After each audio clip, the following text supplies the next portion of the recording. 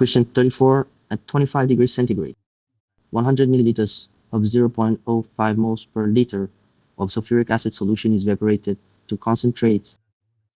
The focus of this question is to concentrate. Then we said earlier, concentrate with change and no change. Concentrated change. See, that is no change in concentration. What are the constants? We say concentrated has changed, volume has changed, mass has changed, but misalute. Absolute volume is constant, no change. Now ask you its P. That pH is equal to negative log the concentration of hydrogen ions. The solution itself contains 0.05 moles of sulfuric acid per liter. Each sulfuric acid molecule contains 2 hydrogen ions. That's the hydrogen ion.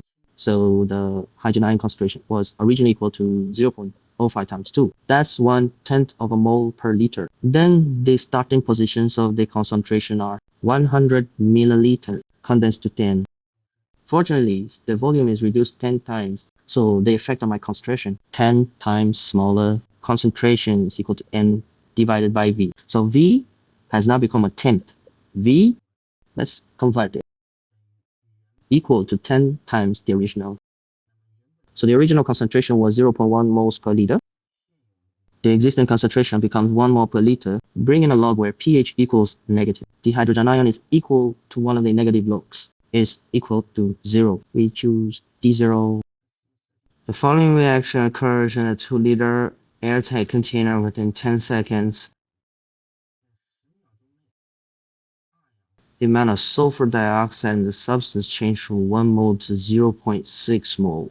Then what we care about is that its amount of changed by 0.4. This partial reduction in the reactants represents the actual reaction involved. That is in the equation. The cost of sulfur dioxide is consumed by 0.4 moles. Throughout the reaction, the ratio of the mass of the substance produced by sulfur dioxide to the mass of the substance produced by oxygen is equal to the ratio of the stoichiometric number. So we bring in the ratio 0.4 divided by N oxygen equals 2 to 1, oxygen equals 0.2 mole.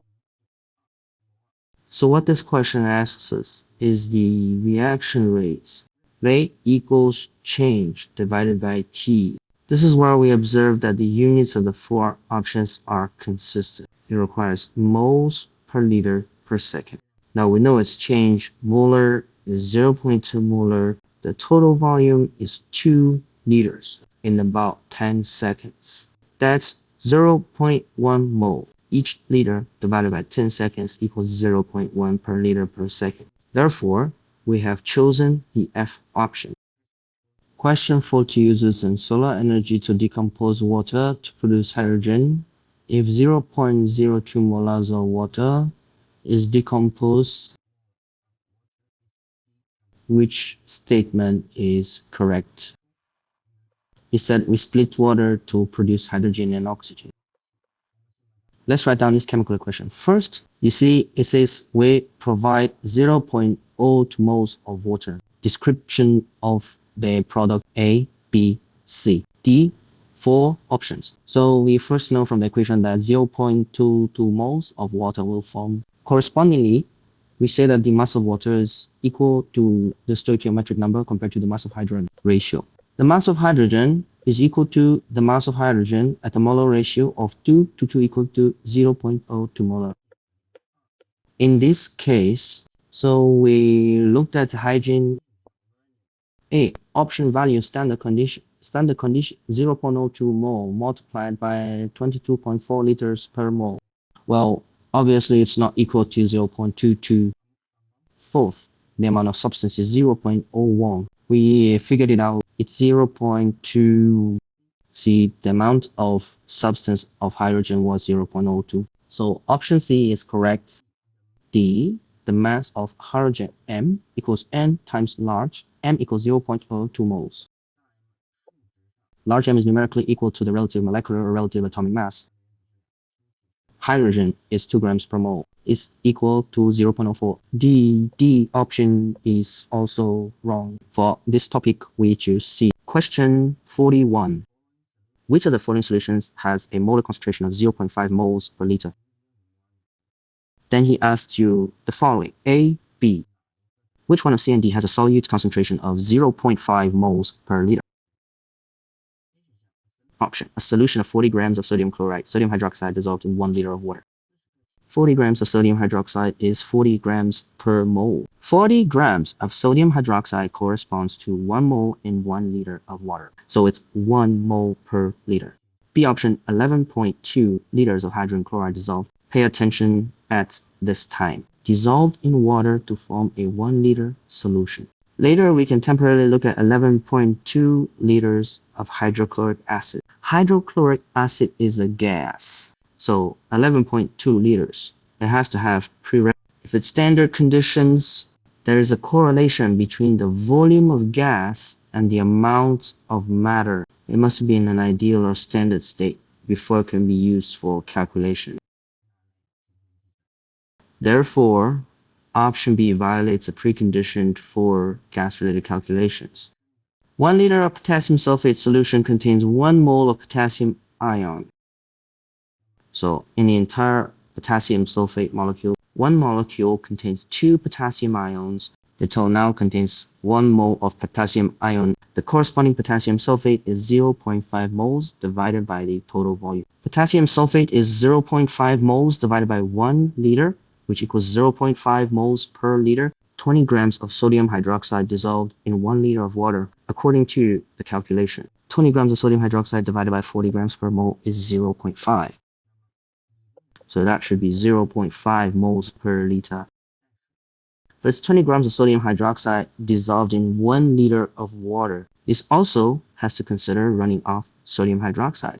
The sodium hydroxide itself holds volume and dissolves in water. When in sodium hydroxide also takes up volume. So the total volume is no longer the total volume.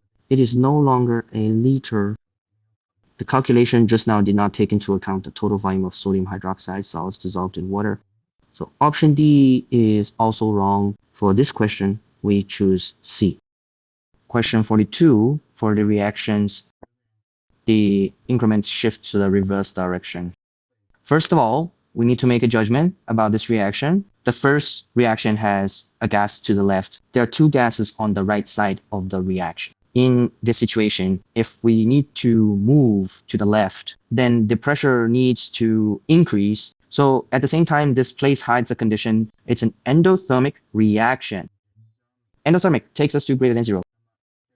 So here's where the change in temperature shifts the reaction to the left. We need the temperature to decrease. So to summarize the change of 2 conditions, when the temperature decreases, the pressure increases. The reaction will be reversed. It also reacts in reverse directions. In this topic, we go through the first feature of the chemical reaction equation. Compare the number of gases on the left and right sides. Determine the effect of pressure on the reaction. The second pass is not given by our topic. But the established facts we know. It's an endothermic reaction.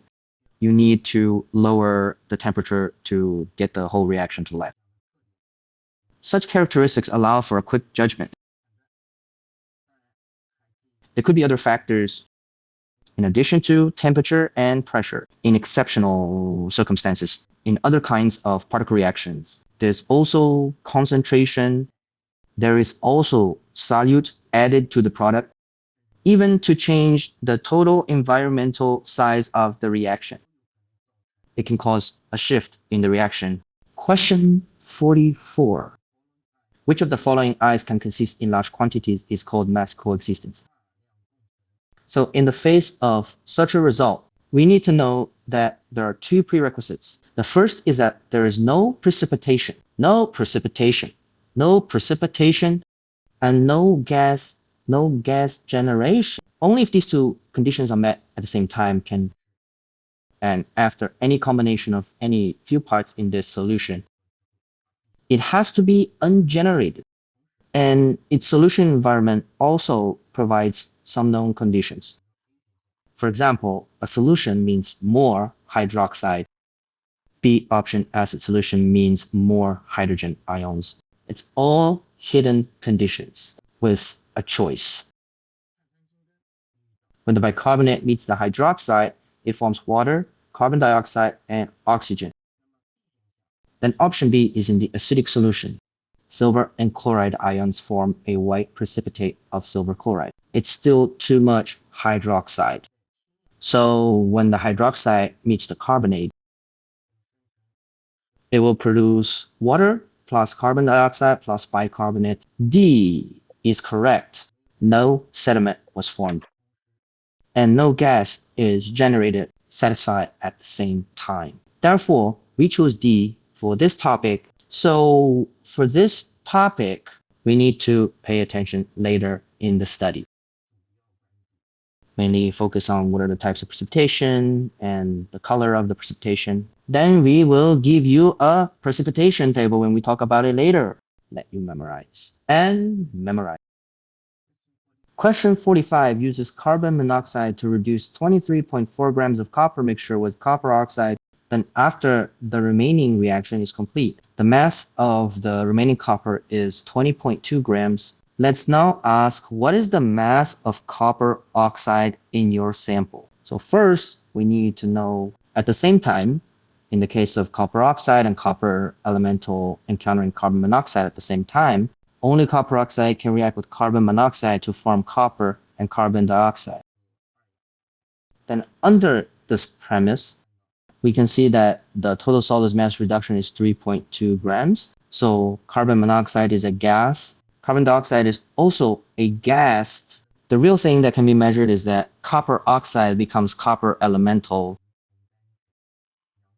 Copper oxide relative mass 80 grams per mole, 64 grams per mole of copper to 1 minus is 16 grams per mole. Used, as we'll talk about later, it's called the margin method. That is for every mole of copper oxide. 1 mole of copper is formed, the mass of the entire solid has dropped by 16 grams. Now, the total is down 3.2 grams. That means 3.2 grams divided by 16 grams per mole. That means there was 0.2 moles of this reaction going on. So 0.2 moles of copper. Copper oxide is also 0.2 moles. So we know the amount of copper oxide. Now find the mass of copper oxide. M equals N times large. M equals 2/10 of a mole. Multiply by 6 times 80 grams.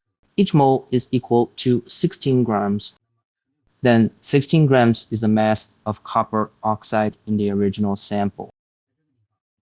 It's where we relate to or we think about issues. This topic mainly uses the difference method before and after the reaction. Only liquids and solids can be weighed. So where does the mass increase or decrease? The increase or decrease in mass is usually determined by gas. Yes. So this is where carbon monoxide is converted to carbon dioxide. So as the mass of the gas increases, the mass of the solid decreases. Middle difference. We can calculate the multiple relationship by the difference between the relative molecular masses of the chemical formula. Get the ratio of a special class. From this, we can obtain a certain component in the reactant or product, the amount of its substance, and then calculate its mass. Then proceed with the relevant calculations for the entire topic.